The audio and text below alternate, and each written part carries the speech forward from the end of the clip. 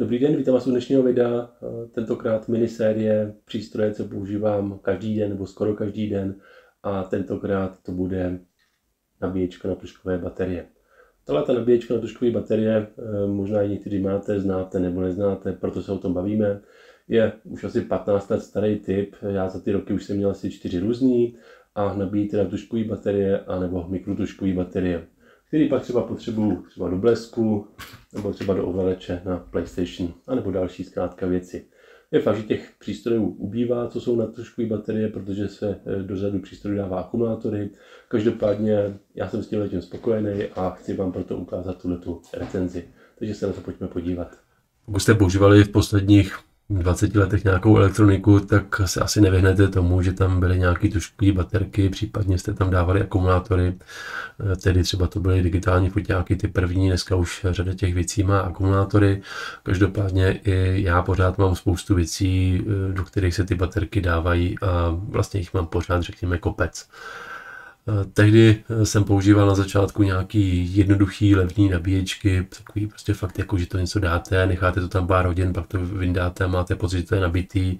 A až později jsem si koupil, ale to už taky třeba před 15, možná 20 lety, už nevím, jsem si koupil nějakou první takovouhle chytrou nabíječku a ta nabíječka mě potom jakoby změnila to nabíjení, protože jednak už to jsou jako rychlo nabíječky, takže vy si tam můžete nastavit ten nabíjecí proud a hlavně vám to i ukazuje potom tu kapacitu, která tam, řekněme, na konci toho nabití je. Takže můžete mít pak jakoby spolehlivější pocit, nebo lepší pocit, že když do toho blesku dám ty 4 baterky, tak vidím, že byly třeba nabitý na 2 ampéry, takže že mi to vydrží ty baterky v tom blesku.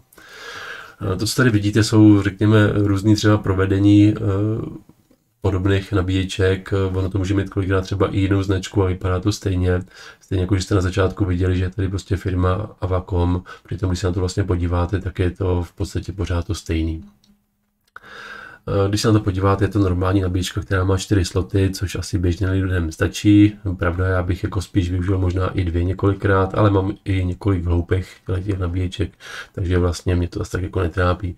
Nabíjecí proud je tady rozmanitý, toto vidíte tady, ten Voltcraft, tak má dokonce i 1,8 A nabíjecí proud pro 2 baterky, takže v nouzi, kdybyste potřebovali třeba jakoby opravdu hodně rychle něco nabít, tak 1,8 A to umí potom i třeba tato nabíječka. Nabíjecí proud, spousta různých režimů testování, jako že tam dáte baterku a že on jako vyzkouší maximální kapacitu, kterou to ještě snese, pak nějaký ten refresh režim, že se to jakoby nabije, vybije, nabije, vybije, nabije. Takže když máte nějaký baterky, které si říkáte, že už nejsou úplně super, tak máte šanci, že on vám to jakoby s nějakým způsobem jakoby zresetuje a můžete je potom používat ještě dál. Takže i tohle to má smysl a ta cena není zase tak úplně závratná. Nabíjení akumulátoru se samozřejmě liší podle toho, jaký tam máte ten nabíjecí proud, který si tam vyberete. Pro každý slot si můžete nastavovat úplně cokoliv z tohohle, takže to je samozřejmě taky geniální. Ty hloupé nabíječky často tam po vás chcou, abyste tam měli třeba 2 baterky nebo 4 baterky. Tady můžete klidně nabíjet 1 baterku nebo 3 a je to vlastně prostě na vás.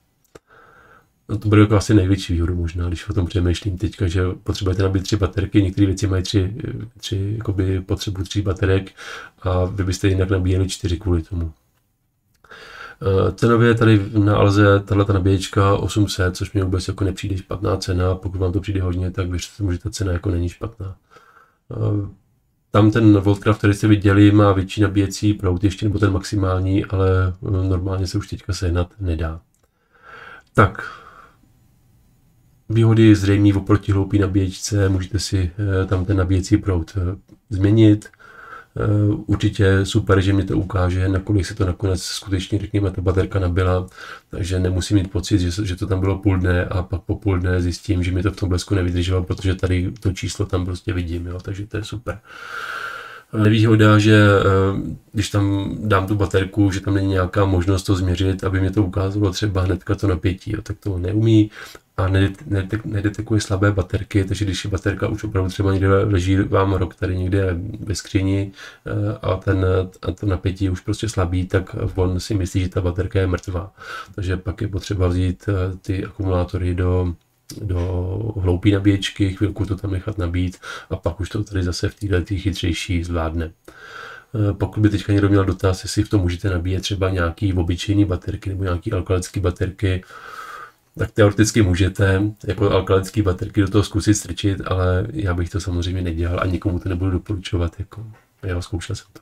Ale nemám to zapotřebí, dneska akumulátory nejsou drahý, takže koupíte dneska pěkně akumulátory třeba i pod 100, takže proč bych to dělal.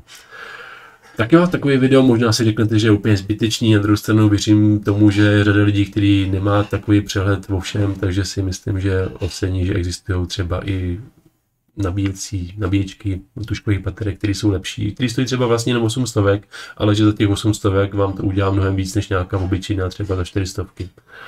Tak to je všechno. Děkuji vám za pozornost, mějte se hezky a zase někdy. Nashledanou.